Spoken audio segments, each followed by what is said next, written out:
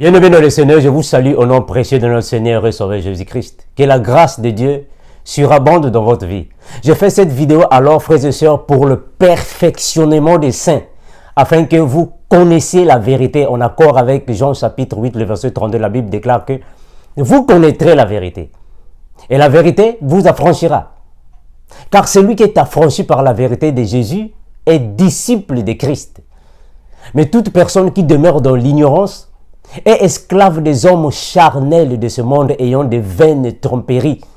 En accord avec Jérémie chapitre 3, le verset 3, la Bible déclare que « Invoque-moi et je te répondrai. Je t'annoncerai des choses cachées que tu ne connais pas. » Alors aujourd'hui, je suis venu répondre à 3 questions posées par des frères. Celle de savoir, est-ce qu'une femme peut-elle être pasteur? Est-ce qu'une femme peut-elle enseigner la Bible? Est-ce qu'une femme peut-elle prêcher? Alors, je vais répondre à la toute première question. Celle qui dit, est-ce qu'une femme peut-elle être pasteur? Alors, étymologiquement parlant, un pasteur est un berger. Parce que là, nous allons alors avec l'initiative de la Bible. Bibliquement parlant, nous comprenons le mot pasteur par un berger. Or, un berger, c'est un gardien des troupeaux, un surveillant des animaux, ou soit un protecteur des brebis.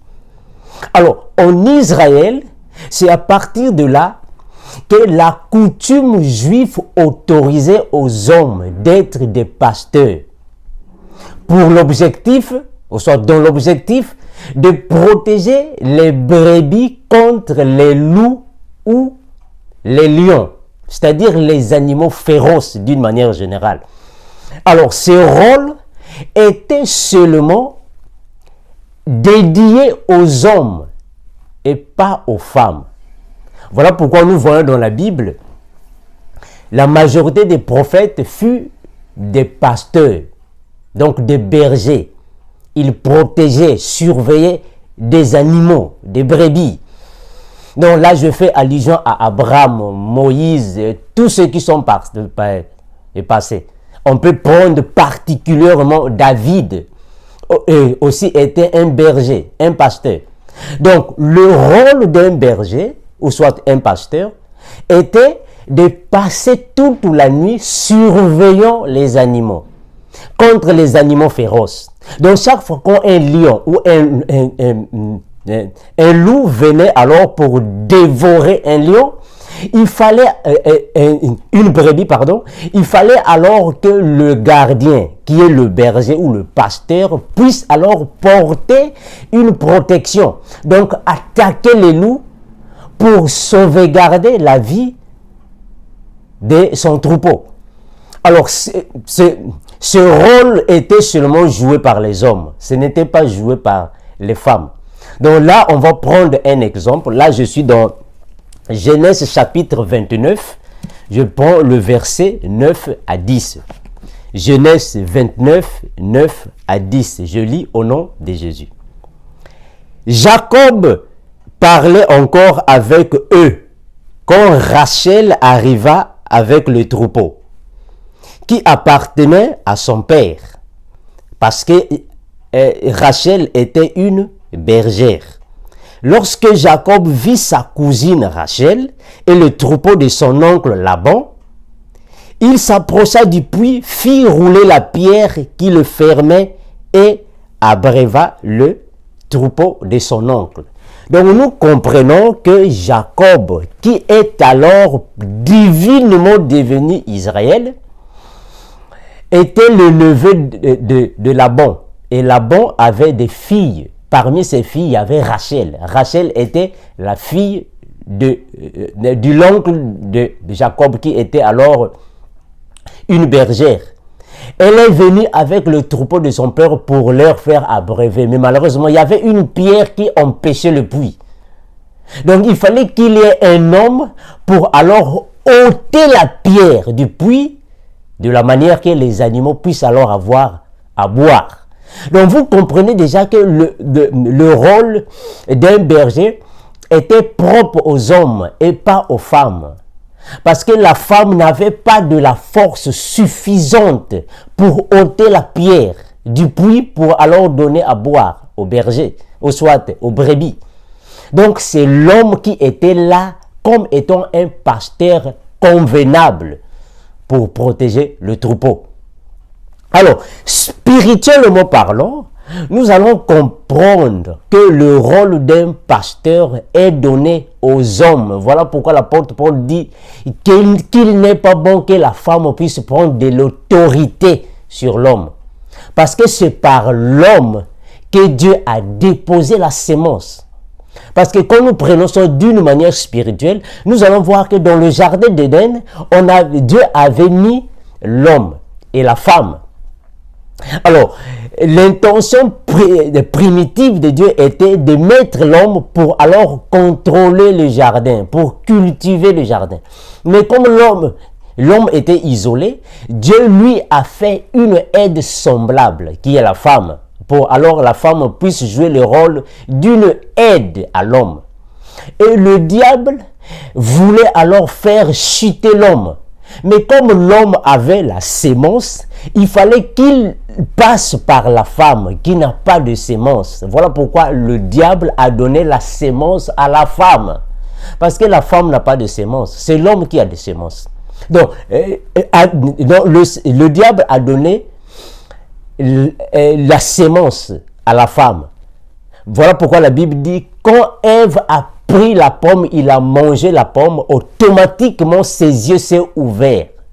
Donc nous comprenons que Satan a pris possession de la femme à partir de la pomme. Mais spirituellement parlant, c'est la sémence que Satan avait alors donnée à la femme. La sémence, bibliquement parlant, c'est la parole de Dieu. Donc, la Bible nous révèle par l'apôtre Paul que Jésus-Christ est le second Adam. Alors, donc nous comprenons que l'Église est la seconde Ève. Ce qui signifie que Jésus-Christ étant un homme, c'est lui qui possède la sémence. Il fallait qu'il donne la sémence à la femme qui est l'Église. Voilà pourquoi Jésus-Christ, quand il était avec ses disciples, il a dit à ses disciples, parmi vous les 12, n'est-ce pas moi qui vous ai choisi, vous les 12, mais parmi vous, il y a un qui va me trahir, il y a un qui va alors me livrer aux pharisiens.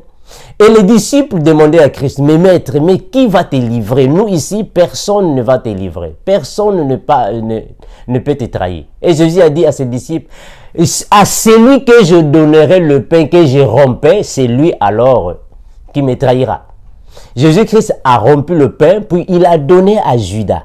Dès que Judas a reçu le pain, automatiquement le diable a pris possession de Judas. C'est la même chose qui s'est passée dans le jardin. Dès que Ève a mangé le fruit qui est la pomme, automatiquement ses yeux sont ouverts. Donc, dès que Ève a reçu la sémence du diable, automatiquement ses yeux se sont ouverts. Dès que Judas a reçu le pain de Jésus, automatiquement Satan a pris possession. Donc, nous comprenons que c'était la sémence que Jésus-Christ a donnée à l'Église qui est la femme. Et cette sémence alors, qui alors a bouleversé avec la destinée de l'homme. Donc nous comprenons que c'est l'homme qui détient la sémence pour donner à la femme. Donc la protection des animaux, la protection des brebis est donnée aux hommes. Donc c'est l'homme qui a eu alors le rôle de prendre de l'autorité sur la femme. Voilà, le mot pasteur correspond à un berger, donc un protecteur des brebis.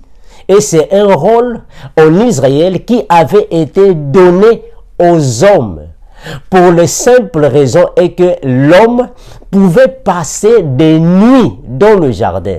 Voilà pourquoi quand Jésus-Christ est né et que les mages sont partis voir alors Jésus-Christ né dans une bergerie, alors il y avait là des bergers qui alors contrôlaient les animaux pendant la nuit. Vous comprenez? Donc, être berger en Israël était seulement donné aux hommes parce qu'il fallait passer des nuits dans le désert. Il fallait passer des nuits alors isolés, loin de la famille avec des animaux. Voilà pourquoi en Israël, c'était un rôle. C'était alors une mission ou un devoir masculin, ou soit une mission masculine, un devoir viril qui était destiné aux hommes et non aux femmes. Voilà pourquoi nous disons qu'un pasteur depuis Israël était alors donné aux hommes. Alors, nous allons prendre un exemple. Supposons qu'aujourd'hui, frères et sœurs, dans votre église, vous avez un homme qui est pasteur. Et par manque de connaissances, vous l'appelez père spirituel. Bien que nous ne nous ne sommes pas alors d'accord avec cela parce que nous n'avons un père spirituel, c'est Jésus. Alors, si vous appelez un homme père spirituel, ok, c'est par ignorance, il n'y a pas de problème. Maintenant, si vous avez une femme comme pasteur, vous allez l'appeler qui? Mère spirituelle. Ah là, c'est encore grave, frères et sœurs. C'est grave encore. Parce que l'apôtre Paul nous déclare dans Galates chapitre 4, le verset 6, que nous avons une seule mère, qui est la mère céleste, qui est la Jérusalem céleste. C'est elle qui est notre mère. Donc, une mère spirituelle sur cette terre n'existe pas. Il n'y a pas de sens. Donc là, il y aura un problème.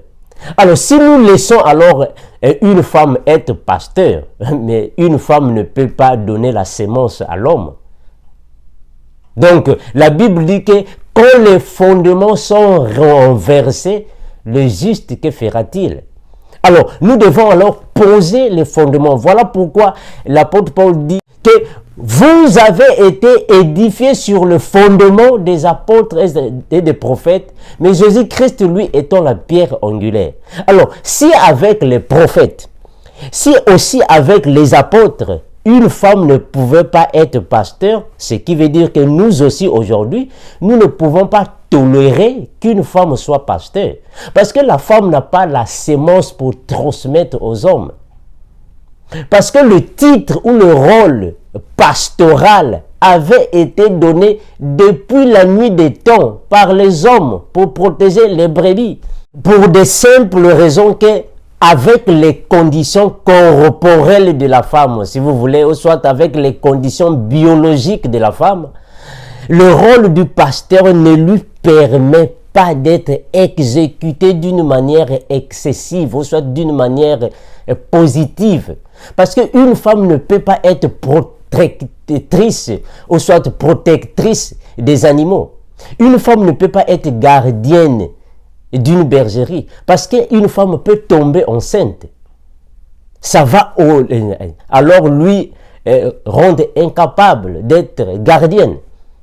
Une femme ne peut pas être surveillante des troupeaux. Elle peut avoir des périodes où soit elle peut arriver à des situations où, bon, vous savez, les femmes ont des situations de périodes, des règles. Comment est-ce qu'elle va être surveillante? Une femme alors peut tomber amoureuse d'un homme et l'homme la prendre et l'enlever, ou soit l'emmener en accord avec la Bible qui dit l'homme quittera son père et sa mère, s'attachera à sa femme, les deux deviendront une seule chair. Alors quand une femme est gardienne d'une bergerie et qu'elle tombe amoureuse d'un homme et l'homme la prend, l'amène chez lui, comment est-ce qu'elle va contrôler ou surveiller le troupeau? Voilà pourquoi la femme n'était pas autorisée de protéger les brebis. Et nous allons aussi voir dans la Bible, Moïse avait autorisé au peuple d'Israël que quand vous trouverez une femme, surtout en flagrant délit d'adultère, il fallait la lapider. Alors, supposons qu'une femme passe des nuits à surveiller des animaux en Israël et qu'elle est violée. Et on la trouve en flagrant délit de viol. On va la lapider. Donc ça, c'était des raisons qui poussaient les Juifs de ne pas autoriser aux femmes d'être des pasteurs. Parce que pasteur signifiait berger, un gardien des troupeaux. Ou soit un protecteur des brebis. Ou un surveillant de la bergerie. Donc pour cette question, nous disons que une femme ne peut pas être pasteur parce que depuis la nuit des temps, elle n'a jamais été pasteur. Alors cette fois-ci, je veux maintenant passer à la question de savoir, est-ce qu'une femme peut-elle prêcher ou soit peut-elle enseigner la Bible? Parce que nous allons voir qu'il y a une différence, mes frères et sœurs. Il y a une différence entre enseigner et prêcher. Ah voilà, c'est là où s'oppose un grand problème dans plusieurs églises. Prêcher l'évangile de Jésus est différent d'enseigner la Bible. La différence est que enseigner la Bible, nous la prenons dans deux séquences ou soit dans deux tendances. On peut enseigner d'une manière générale. Une femme peut être professeure dans une école, il n'y a pas de problème. Une femme peut être alors modératrice dans un centre de formation pour enfants, il n'y a pas de problème. Une femme peut alors être enseignante dans une formation quelconque, il n'y a pas de problème. Donc là, c'est une formation ou soit un enseignement d'une manière générale. Mais la question ici est celle de savoir est-ce qu'elle peut enseigner la Bible d'une manière doctorale. Ah, c'est là que nous avons un problème. Est-ce qu'une femme peut enseigner la Bible à l'instar d'un docteur? Ah, c'est là que nous disons non. La femme ne peut pas enseigner la Bible dans le sens ou soit dans l'objectif de poser des fondements. Ah, là nous disons non. Pourquoi? Parce que la Bible nous dit que vous avez été édifiés sur le fondement des apôtres et des prophètes, Christ Jésus étant la pierre angulaire. Or, les apôtres et des prophètes n'ont pas donné cette brèche à une femme d'enseigner dans l'assemblée. Nous n'avons pas vu un apôtre femme. Comme aujourd'hui, beaucoup de gens commettent maintenant des erreurs en disant une apôtresse. Ok, ça va, il n'y a pas de problème. Mais dans la Bible, on n'a pas vu des apôtres femmes. Donc nous disons aussi qu'une femme ne peut pas enseigner la Bible dans le sens de fonder ou soit de poser le fondement. Il n'y a pas moyen, frères et sœurs. Ça ne correspond pas avec la Bible. Alors, prêcher l'évangile, c'est quoi? Prêcher l'évangile, c'est tout simplement annoncer les bonnes nouvelles de Jésus-Christ. Prêcher, c'est alors prononcer les merveilles de Jésus. Alors, toute personne peut prêcher, parce qu'on a vu dans la Bible aussi, il y a Marie qui a prêché. Or, prêcher, c'est tout simplement proclamer les promesses de Dieu, les merveilles de Dieu. Donc, prêcher, il n'y a pas de problème. Alors, je vais alors répondre question à question. Cette fois-ci, je réponds à celle de savoir, est-ce qu'une femme peut enseigner la Bible d'une manière doctorale? Alors, frères et sœurs, comprenez mon langage. Quand je dis que la femme ne peut pas enseigner d'une manière doctorale, là, je fais allusion à un enseignement qui est propre à un docteur. Quand la Bible parle de docteur, la Bible ne fait pas allusion à quelqu'un qui a fait le 3e cycle à l'université, parce qu'il y a beaucoup de gens qui comprennent des choses à l'envers. Un docteur dans la Bible, quand la Bible parle de docteur, la Bible ne fait pas allusion à quelqu'un qui a fait le graduat, la licence, la maîtrise et le doctorat à l'université. Non, un docteur de la parole, ou soit un docteur de la loi, c'est toute personne que Dieu a donné l'esprit de connaissance de la parole. C'est toute personne que Dieu a jugé bon, meilleur, de lui transmettre le ministère d'enseignement. Et c'est cette personne qui a reçu l'esprit de la connaissance pour donner des enseignements bibliques, donc pour poser les fondements du christianisme. C'est lui que nous appelons un docteur. Malheureusement, aujourd'hui, il y a beaucoup de gens maintenant qui disent non, il faut aller à l'université pour faire le doctorat en théologie, pour être docteur. Non, bibliquement parlant, voilà pourquoi nous venons toujours avec des versets bibliques. Nous, quand nous venons bibliquement, nous croyons qu'un docteur, c'est une personne qui a reçu Jésus-Christ et Jésus lui a donné l'esprit de la connaissance de la parole. C'est lui qui est docteur. Donc, une femme ne peut pas enseigner d'une manière doctorale. Alors, je vais prendre quelques versets bibliques, puis on va faire quelques commentaires. Alors, là, je suis dans Apocalypse, chapitre 2. Je dis Apocalypse, chapitre 2, je commence au verset 18. Apocalypse 2, 18. Je lis au nom de Jésus.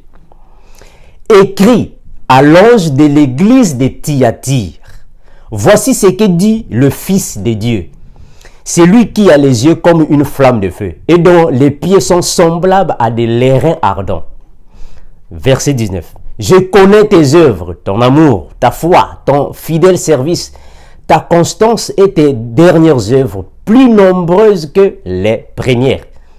Mais ce que j'ai contre toi, ça c'est le verset 20, ce que j'ai contre toi, c'est que tu laisses la femme Jézabel, qui s'est dit prophétesse, enseigner et séduire mes serviteurs pour qu'ils mangent des viandes sacrifiées aux idoles.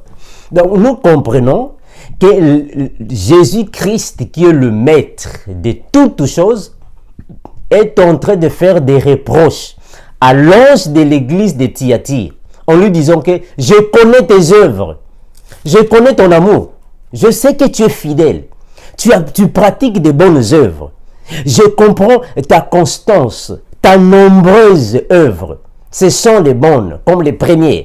Mais sauf que ce que j'ai contre toi est que tu permets à la femme Jézabel, qui est la soi-disant prophétesse, d'enseigner. Est-ce que vous voyez? Donc, ce passage veut tout simplement dire qu'une femme n'est pas autorisée d'enseigner la Bible d'une manière doctorale dans l'Église. Pourquoi? Parce que ici, la Bible dit que pourquoi? Parce que ici, la Bible démontre que enseigner et séduire mes serviteurs. Oh frère, voyez que c'est beaucoup plus facile à une femme de séduire les hommes qu'à un homme de séduire les femmes.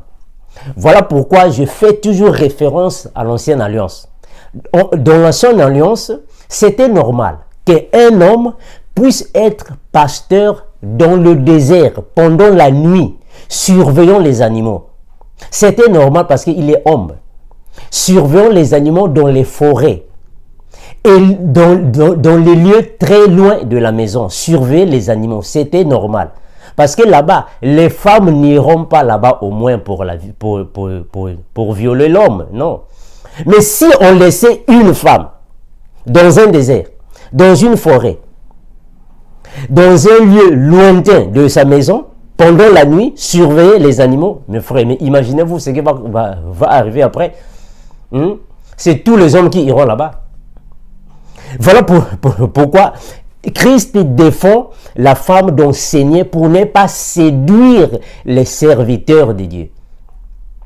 Donc la Bible interdit à la femme d'enseigner dans l'église.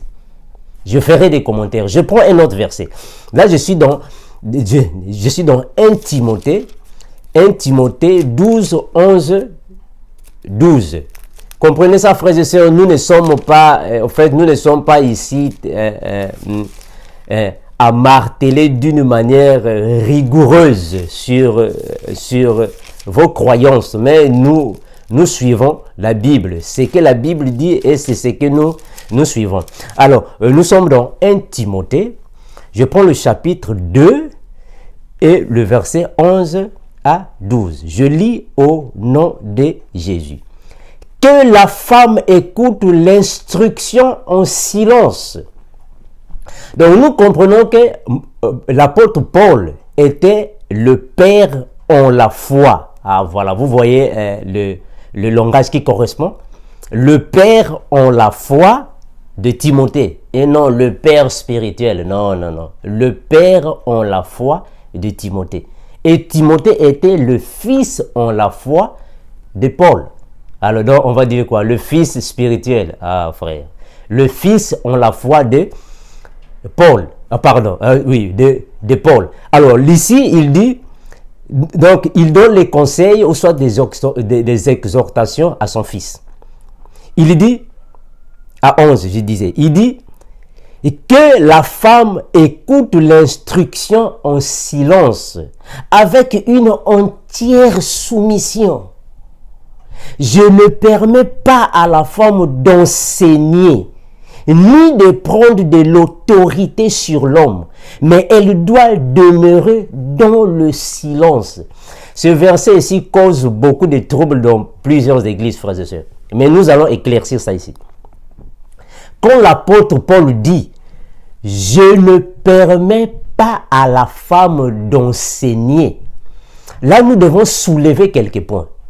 Ce n'est pas l'apôtre Paul qui le dit par sa propre décision. Non.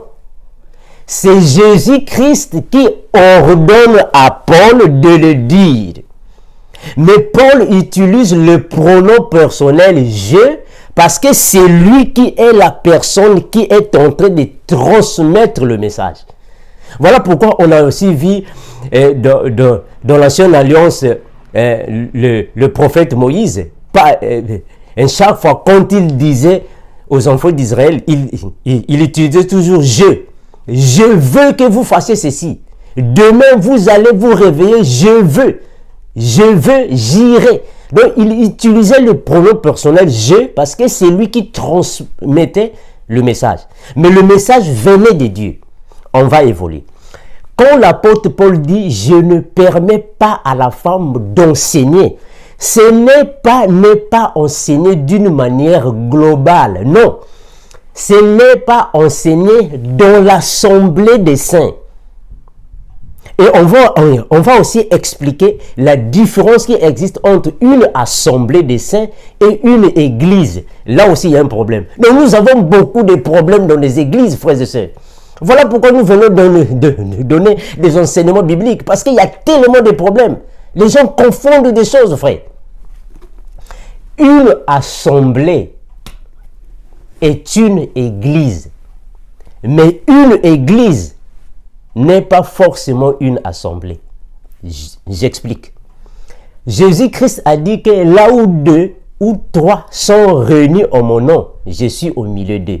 Là, ça représente une église. Donc, une église, c'est un groupement.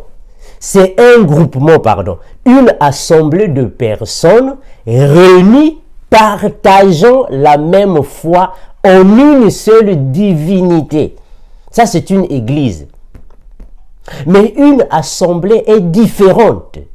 Parce qu'une assemblée, c'est quand des personnes qui sont spirituellement avancées se réunissent pour partager la parole.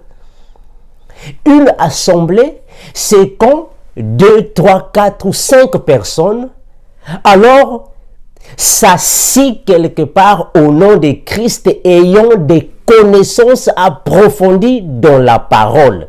C'est là que nous appelons une assemblée. Je prends un exemple terre à terre. Jésus-Christ, quand il était avec ses disciples, il causait avec ses disciples, il parlait avec ses disciples, il enseignait et prêchait ses disciples. Mais arrivé à un certain moment, Jésus-Christ, pour prier, il faut qu'il monte à la montagne. Mais avant d'aller à la montagne, il a pris Pierre, Jean et Jacques. Il s'est éloigné avec eux. Oh, mais pourquoi? Parce que quand ils étaient ensemble, là je vais vous donner une révélation, frères et sœurs. Quand Jésus-Christ est ensemble avec ses apôtres, là ils forment une église. Mais quand Jésus-Christ voulait alors être ensemble avec des saints pour former une assemblée des saints, ceux qui sont un peu avancés par rapport aux autres, il fallait alors isoler Pierre, Jean et Jacques parce que ces trois-là étaient plus avancés que les autres. Une fois qu'il était ensemble avec ces trois, il formait 4 personnes ayant des connaissances approfondies par rapport aux autres. Donc c'est C'est cette assemblée que nous appelons par une assemblée des saints. C'est ici que la femme ne peut pas prêcher. Parce qu'ici, il n'y a que les gens qui connaissent la parole. Voilà pourquoi Jésus-Christ, quand il était avec les 12, Judas aussi était parmi les 12. Donc Judas n'était pas un saint. Judas ne pouvait pas alors former une communauté, soit une assemblée des saints. Judas était là. Des gens comme Thomas étaient là. Quand Jésus-Christ est mort, Thomas n'a pas cru à Jésus. Vous voyez ça? Thomas a dit non, moi je dois voir pour croire. Donc la Bible nous dit que la foi, c'est une ferme assurance des choses que vous n'avez pas vues. Mais Thomas, lui, il voulait d'abord voir. Vous voyez que donc, leur foi était petite, basse. Même les Pierre, les Jean et Jacques, ils n'avaient pas encore une foi ferme. Mais Jésus-Christ, lui, comme on dit, il investissait beaucoup plus sur les trois, Jean, Jacques et Pierre. Est-ce que vous voyez ça? C'est eux alors qui formaient une assemblée des saints. Donc c'est là que l'apôtre Paul dit que dans l'assemblée des saints, une femme ne peut pas prêcher. Parce que l'apôtre Paul, quand il était avec l'apôtre Paul, Barnabas, Silas, Timothée, Tite, est-ce que vous voyez? Ils formaient une assemblée des saints. Donc là où ils étaient, ce n'est pas n'importe qui pouvait venir là-bas prêcher. Non, il fallait avoir des connaissances approfondies. Mais alors, quand l'apôtre Paul était ensemble avec des païens, là, il formait une église. C'est ça la différence. Voilà pourquoi, frères et sœurs, je vous ai dit que ce n'est pas par enthousiasme que l'apôtre Paul a dit que je ne permets pas à la femme d'enseigner. C'est par une révélation, parce que lui-même, il a confirmé dans Éphésiens chapitre 3, le verset 3. Il dit que c'est par révélation de Jésus-Christ et qu'il a écrit ces mots. C'est par une révélation. Donc, ce n'est pas l'apôtre Paul qui a donné cet ordre, mais c'est plutôt Jésus-Christ. Alors, je vais prendre aussi un autre verset. Nous sommes toujours dans « Est-ce que la femme peut prêcher ?» enseigner dans l'Assemblée des saints. Je suis dans 1 Corinthiens chapitre 14, le verset 33 à 35. Je prends 1 Corinthiens 14, 33, 35. Je lis au nom de Jésus. Qu'est-ce que l'apôtre Paul dit? Car Dieu n'est pas un Dieu de désordre, mais de paix. Car Dieu n'est pas un Dieu de désordre, mais de paix. Pourquoi l'apôtre Paul le dit? On continue, on va expliquer ça.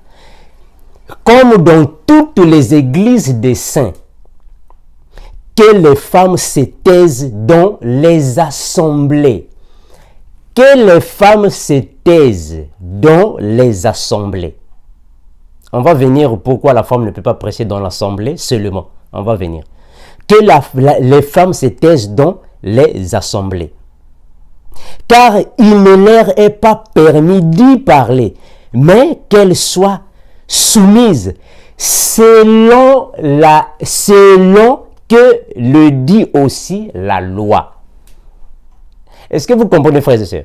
Donc, ce n'est pas l'apôtre Paul qui a donné cette détermination que la femme ne peut pas prêcher dans les assemblées. Non, c'est après avoir été révélé par Dieu. Parce que cette loi vient depuis l'ancienne alliance.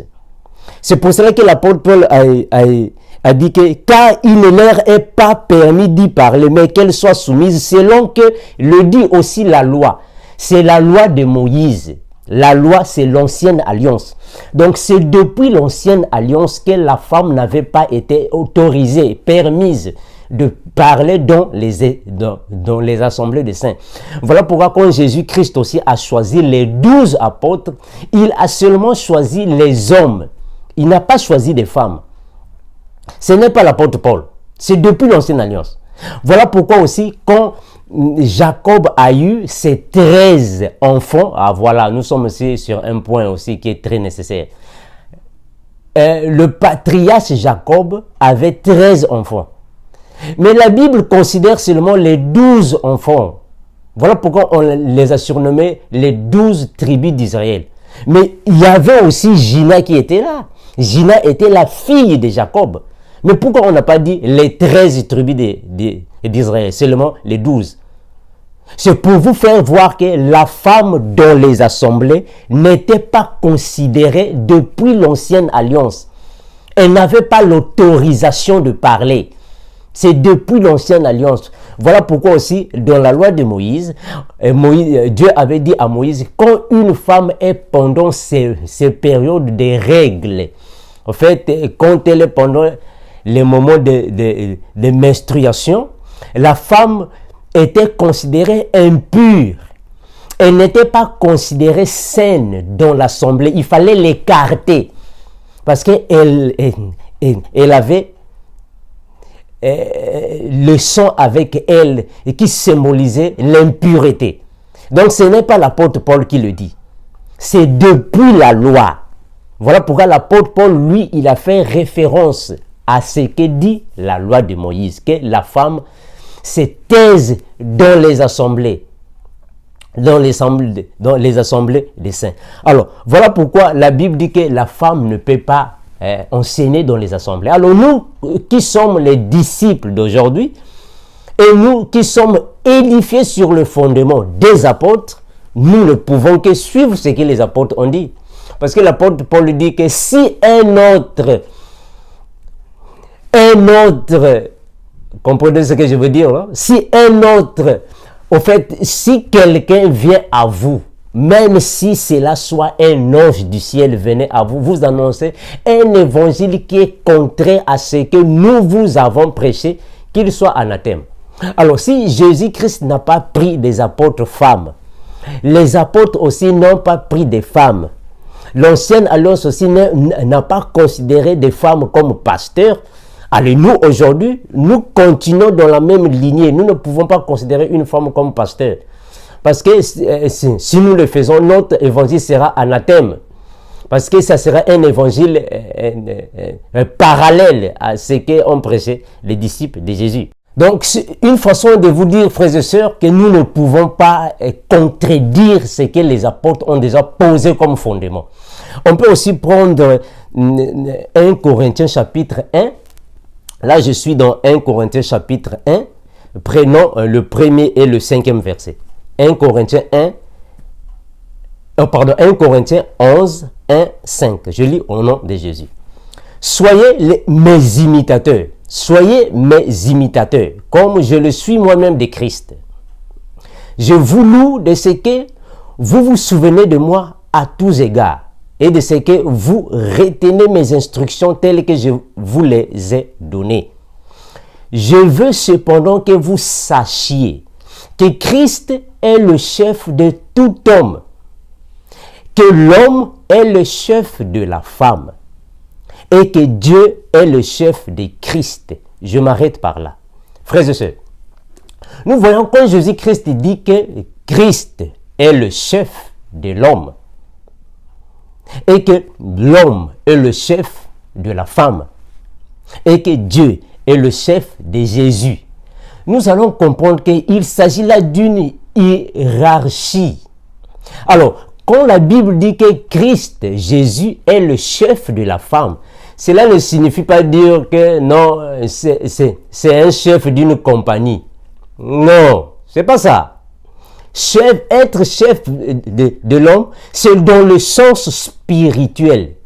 Parce que celui qui enseigne la parole, c'est lui qui a la sémence. Et celui qui reçoit, c'est celui alors qui est une brebis. Alors Jésus-Christ, en nous donnant la parole, il prend l'autorité sur nous. Parce que celui qui enseigne, c'est lui qui a de l'autorité sur celui qui entend la parole. Donc c'est l'homme, c'est Christ qui enseigne, qui a de l'autorité sur l'homme. Et l'homme a de l'autorité sur la femme. Alors quand la femme devient pasteur, ne voyez-vous pas que c'est la femme maintenant aura de l'autorité sur l'homme? Ne voyez-vous pas qu'il n'y a pas de sens? Parce que c'est l'homme qui est le chef de la femme. Alors comment la femme encore va devenir pasteur et que l'homme soit assis pour alors accompagner les instructions ou les enseignements de la femme? Ne voyez-vous pas que ce sont les fondements de Christ qui sont renversés? Il y a un problème, Christ, frère. Alors, continuons. Je suis dans 6, dans 5 toujours. Voilà. Toute femme, au contraire, qui prie ou qui prophétise la tête non voilée, déshonore son chef, qui est son mari. Ce qui veut dire que toute femme qui prie et toute femme qui prophétise avec la tête dévoilée, elle déshonore son mari, qui est son chef. Donc la femme est obligée d'être soumise à l'homme, parce que c'est l'homme qui est son chef. Je continue. C'est comme si elle était rasée. Je m'arrête par ici. Quand l'apôtre Paul dit que les femmes soient, en fait, que les femmes se taisent dans les assemblées, c'est différent à une femme peut prier.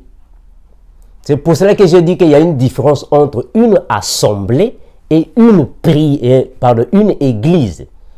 Dans une église, la femme peut prier, elle peut prophétiser. On la lit ça dans 1 Corinthiens 11, 1 à 5, 6. La femme peut prier, elle peut prophétiser. Dans une église, il n'y a pas de problème. Parce que la Bible dit, mais pas dans une assemblée, elle être là à enseigner. Enseigner, parce que dans une assemblée, il n'y a que là ceux qui connaissent la parole. Elle va enseigner qui? Or, la femme peut prier et prophétiser dans l'église. Parce que dans une église, supposons que nous sommes dans une maison. Dans une maison, une famille forme une église. Un papa, leur enfant et la femme. Ils forment une église. La femme peut prier. La femme peut prophétiser. C'est une église. Ce n'est pas une assemblée des saints. C'est ça la différence. Donc la Bible n'interdit pas à la femme d'enseigner d'une manière générale ou globale. Mais la Bible interdit la femme d'enseigner d'une manière doctorale dans une assemblée des saints. Mais la femme peut enseigner parce que la Bible dit que la femme se taise dans les assemblées. Ce qui signifie que dans une assemblée des saints, la femme ne peut pas enseigner. Mais la femme peut enseigner dans les réseaux sociaux. Parce que les réseaux sociaux ne sont pas une assemblée des saints. Est-ce que YouTube est une assemblée des saints? Non. Est-ce que Facebook est une assemblée des saints? Non. Est-ce que dans les métrobus, ce sont des assemblées des saints? Non. Donc la femme peut enseigner d'une manière générale, mais pas d'une manière doctorale. C'est là que nous sommes. Alors nous allons encore prendre un autre verset. Là je suis dans Tite. Là je suis dans Tite. Prenons 2. Voilà, Tite 2, 3, 5. Tite 2, 3, 5. Tite 2, 3, 5. Je lis au nom de Jésus. C'est l'apôtre Paul qui le dit à Tite. Il dit ceci. Dit que les femmes âgées doivent aussi avoir l'extérieur qui convient à la sainteté. N'être ni médisante, ni à donner aux excès du vin, qu'elles doivent donner de bonnes instructions dans le but d'apprendre aux jeunes femmes à aimer leur mari et leurs enfants. Est-ce que vous comprenez ça? Ça, c'est l'apôtre Paul qui le dit. Les femmes âgées doivent alors donner des instructions aux jeunes femmes. Or, donner des instructions signifie enseigner. Est-ce que nous sommes ensemble? Donner des instructions signifie enseigner. Voilà pourquoi je venais de dire que la Bible interdit à la femme d'enseigner d'une manière doctorale, mais pas d'une manière générale.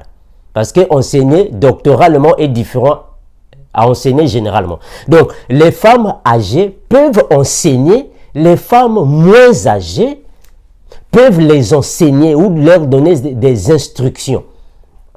Je continue. Leur donner des instructions dans le but d'apprendre aux jeunes femmes à aimer leur mari et leurs enfants, à être retenues, chastes, occupées aux soins domestiques, bonnes, soumises à leur mari afin que la parole de Dieu ne soit pas blasphémée. Est-ce que vous voyez? Afin que la parole de Dieu ne soit pas blasphémée. Donc l'apôtre Paul est en train d'encourager les femmes adultes de donner des instructions, ou soit d'enseigner les jeunes femmes dans plusieurs domaines. aimer leur mari, enseigner leurs enfants à la maison. Voilà pourquoi, si nous voyons aussi dans l'Ancienne Alliance, le roi Salomon a aussi dit que une femme sage bâtit sa maison. C'est une façon de dire qu'une femme sage prend soin de son foyer, ses enfants, son mari. Et ici, l'apôtre Paul le dit aussi que les femmes jeunes, en fait, les jeunes femmes, donnent les instructions aussi à leurs enfants. C'est une façon aussi d'enseigner d'une manière générale. On peut aussi prendre, frères et sœurs, un autre verset. Là, je suis dans Romains 16, 1. Je prends Romains 16, 1, c'est juste dans le but de savoir comment est-ce que nous pouvons progresser. Romains chapitre 16, le verset 1, je lis au nom de Jésus. Je vous recommande Phoébé, notre sœur qui est diaconesse. Est-ce que vous voyez? Donc, au temps des apôtres, il y a eu aussi des diaconesses. Une diaconesse de l'église de son 13, afin que vous la recevez en notre Seigneur d'une manière digne des saints et que vous l'assistiez dans les choses où elle aurait besoin de vous, car elle a donné aide à plusieurs et à moi-même. Donc nous comprenons que l'apôtre Paul nous confirme que dans leur assemblée, ou soit dans leur communauté, ou soit dans toutes les églises qu'il prêchait, il y avait aussi des femmes qui étaient des diaconesses. Ici, on a un exemple. La sœur Phoébé était une diaconesse. Or, une diaconesse aussi devrait avoir des notions bibliques pour alors enseigner aux jeunes femmes, enseigner ses enfants, enseigner aussi, mais pas dans l'assemblée des saints. Nous disons non. Nous pouvons aussi prendre d'autres versets, frères et sœurs. Donc nous disons ceci: la femme peut enseigner d'une manière générale, mais pas d'une manière doctorale. Je ne sais pas si nous pouvons dépasser ce point, ou nous pouvons encore prendre d'autres versets. Je peux encore prendre Actes des Apôtres chapitre 18. Actes des Apôtres chapitre 18. Je répète, Actes des Apôtres, le chapitre 18, le verset 24 à 26. Je lis au nom de Jésus.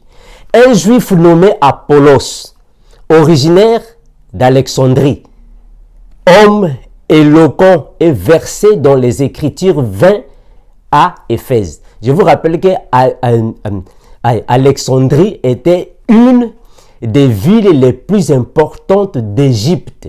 Donc en Afrique, il a quitté Afrique, en Égypte, il est venu à Éphèse. Je continue. Il était instruit dans la voie du Seigneur et fervent d'esprit. Il annonçait et enseignait avec exactitude ce qui concerne Jésus. Bien qu'il ne connût que le baptême de Jean, il se mit à parler librement dans la synagogue. Aquilas et Priscille, l'ayant entendu, le prirent avec eux et lui exposèrent plus exactement la voix de Dieu. Nous voyons ici qu'il y a eu un frère dont le Seigneur appelé Apollos qui vivait en Égypte, en Afrique, dans la ville d'Alexandrie. Il est venu à Éphèse, alors il annonçait les merveilles de Jésus. Mais sauf qu'il ne connaissait que le baptême de Jean, il ne connaissait pas le baptême du Saint-Esprit, il ne connaissait pas d'autres choses. Mais on a vu Aquilas qui était un homme et Priscille qui était une femme, l'ont pris des côtés. Est-ce que vous voyez ça? Ils ne l'ont pas pris dans l'assemblée, mais des côtés, et ils l'ont exposé plus exactement la parole. Mais Priscille était une femme. Donc, avant que Priscille puisse alors aborder le frère Apollos, il fallait qu'elle soit d'abord remplie aussi de l'Esprit Saint. Il fallait qu'elle puisse aussi maîtriser la parole. Parce que si Priscille ne connaissait pas la parole, elle n'allait pas avoir la parole devant Apollos qui connaissait déjà la parole. Mais Apollos ne connaissait pas la Bible d'une manière générale parce qu'il ne connaissait que le baptême de Jean. Donc il y avait d'autres choses qu'il ne connaissait pas. Donc nous confirmons que la femme peut aussi enseigner la parole, mais d'une manière générale et non d'une manière doctorale. Je ne fais que le répéter pour ne pas qu'il y ait des confusions, mes frères et sœurs. Alors, toujours dans la même lancée, j'aimerais prendre un autre verset et faire quelques commentaires là-dessus. Là, je suis dans Galates, chapitre 3, le verset 27 à 29. Je prends Galates 3, 27 à 29. Je lis au nom de Jésus. Galates 3, 27 à 29. Je lis au nom de Jésus. Car vous êtes tous fils de Dieu par la foi en Jésus-Christ. Vous tous qui avez été baptisés en Christ. Vous avez revêtu Christ. Il n'y a plus ni juif, ni grec. Il n'y a plus ni esclave, ni libre. Il n'y a ni homme, ni femme. Ah, ici, crée beaucoup de confusion dans plusieurs églises. Quand j'accompagne quelques débats bibliques sur est-ce que la femme peut enseigner, ce verset crée beaucoup de confusion. Il n'y a ni esclave, ni libre. Il n'y a ni homme, ni femme. Car tous vous êtes un en Jésus-Christ. Et si vous êtes à Christ, vous êtes donc la postérité d'Abraham, hérité selon la promesse. Frères et sœurs, si vous avez un problème de compréhension d'un verset biblique, alors il faut commencer au premier verset du chapitre. Voilà pourquoi la parole de Dieu n'est pas un livre comme un dictionnaire que tout le monde peut comprendre. Il faut d'abord prier, demander à Dieu la révélation avant de comprendre la Bible. Parce que la Bible ne sont pas seulement les écrits. C'est une révélation. La Bible, c'est une révélation. Il faut demander à Dieu l'esprit des connaissances pour comprendre.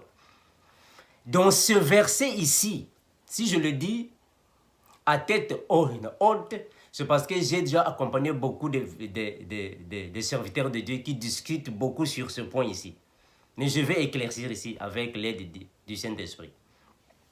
Quand l'apôtre Paul dit qu'il n'y a ni homme, ni femme, ni esclave, ni libre, c'est par rapport aux confusions qui se passaient chez nos frères, les Galates. Nous devons comprendre que l'apôtre Paul, quand il écrivait, c'était dans le but de répondre aux lettres. Voilà pourquoi les théologiens ont relié toutes les lettres et ils ont formulé une Bible. Ce que nous avons reçu, ce sont des lettres de l'apôtre Paul qu'il envoyait dans toutes les églises parce qu'il était un apôtre. C'est lui qui fondait, c'est lui qui posait les fondements. Et dans toutes les églises là où l'apôtre Paul passait, parce que l'apôtre Paul est l'unique apôtre ou soit disciple de Jésus qui a parcouru dans plusieurs villes pour poser les fondements. Et toutes les églises que l'apôtre Paul édifiait, les frères envoyaient des lettres, des questions à l'apôtre Paul et lui, il leur répondait selon les situations que toute église passait. Donc ici, dans l'église des Galates, de nos frères de Galates, ils avaient un problème de confusion. Il y avait une division entre eux. Les uns se disaient, non, nous sommes de la postérité d'Abraham, parce que nous sommes des fils d'Abraham. Vous êtes des Grecs. Vous ne faites pas partie de la postérité d'Abraham. Vous êtes des esclaves, parce que la majorité des esclaves venaient de l'Égypte, venaient d'Afrique. Voilà pourquoi on leur disait, vous êtes des esclaves, vous ne faites pas partie de la postérité d'Abraham. Donc il y avait des divisions entre eux. Donc l'apôtre Paul, pour répondre aux Juifs qui se prenaient pour des fils d'Abraham, il fallait leur répondre de cette manière que non, ne dites pas cela. Les Juifs ne sont pas les uniques fils de la postérité d'Abraham. Vous tous, vous avez été baptisés en Jésus-Christ. Et nous faisons maintenant tous partie d'une même postérité d'Abraham. Et en Christ Jésus, il n'y a plus des hommes, il n'y a plus de femmes, il n'y a plus de libres, il n'y a plus des esclaves. Nous sommes tous un. C'est dans ce sens-là que l'apôtre Paul leur avait répondu par sa lettre, pour leur dire qu'il n'y a plus de Grecs, il n'y a plus de Juifs, il n'y a plus de libres, ni d'esclaves, ni d'hommes, ni de femmes. Nous tous, nous faisons partie de Jésus-Christ parce que nous sommes tous un seul corps. Et nous sommes les membres d'un seul corps. Et le corps, c'est le corps du Christ. Cela ne signifie pas qu'il n'y a plus de hommes, il n'y a plus de femmes. Non, non, non, ça c'est une mauvaise interprétation. Il y a des hommes et des femmes, mais nous sommes tous un en Jésus-Christ. C'est ça l'interprétation de ce verset qui crée beaucoup de confusion. Et enfin, nous avons la dernière question qui dit, est-ce qu'une femme peut-elle prêcher l'évangile de Christ? Ok, ça aussi, c'est une autre confusion que nous avons dans nos églises, frères et sœurs. C'est une autre confusion que les chrétiens d'aujourd'hui ont. Nous allons comprendre, frères et sœurs, que prêcher l'évangile ne signifie pas monter devant une chaire, mettre des habits sacerdotaux devant 10 000 personnes et commencer à parler. Dieu a dit ceci. Non. Prêcher, frères et sœurs, c'est tout simplement prononcer de ta bouche les merveilles de Dieu. Prêcher, c'est tout simplement annoncer aux personnes, aux gens, aux païens ou soit aux chrétiens, les bontés que Dieu a faites dans ta vie. Prêcher, c'est tout simplement raconter toutes les miséricordes, les merveilles, les bontés, les bienfaits de Dieu. C'est ça qu'on appelle prêcher. Donc, toute personne peut prêcher. Une femme peut prêcher, oui, parce que dans la Bible, il y a eu des femmes qui ont prêché. Comme je dis, prêcher ne signifie pas être sur la chair devant 4000 personnes, commencer à parler. Prêcher ne signifie pas qu'il faut que tu aies toute la Bible dans le cerveau. Non. Prêcher, c'est juste relater les merveilles de Dieu. Nous allons prendre quelques prédications dans la Bible. Là, je vais lire Luc chapitre 1, le verset 24. Je lis au nom de Jésus. Quelque temps après, Élisabeth, sa femme, devint enceinte. Elle se cacha pendant 5 mois, disant, « C'est la grâce que le Seigneur m'a faite, quand il a jeté les yeux sur moi pour ôter mon pauvre parmi les hommes. » Donc, Élisabeth était la femme de Zacharie, les parents du prophète Jean-Baptiste. Donc, c'est elle qui était stérile pendant plusieurs années. Et le Seigneur l'avait promis qu'elle aura un enfant. Mais elle a prêché. Donc, elle a prononcé les merveilles que Dieu a faites dans sa vie. Qu'est-ce qu'elle a dit? Je vais répondre. Elle dit ceci. C'est la grâce que le Seigneur Dieu m'a faite quand il a jeté les yeux sur moi pour ôter mon pauvre parmi les hommes. Donc c'est la grâce que le Seigneur a faite pour moi. Donc ça c'est une prédication. Prononcer les merveilles de Dieu.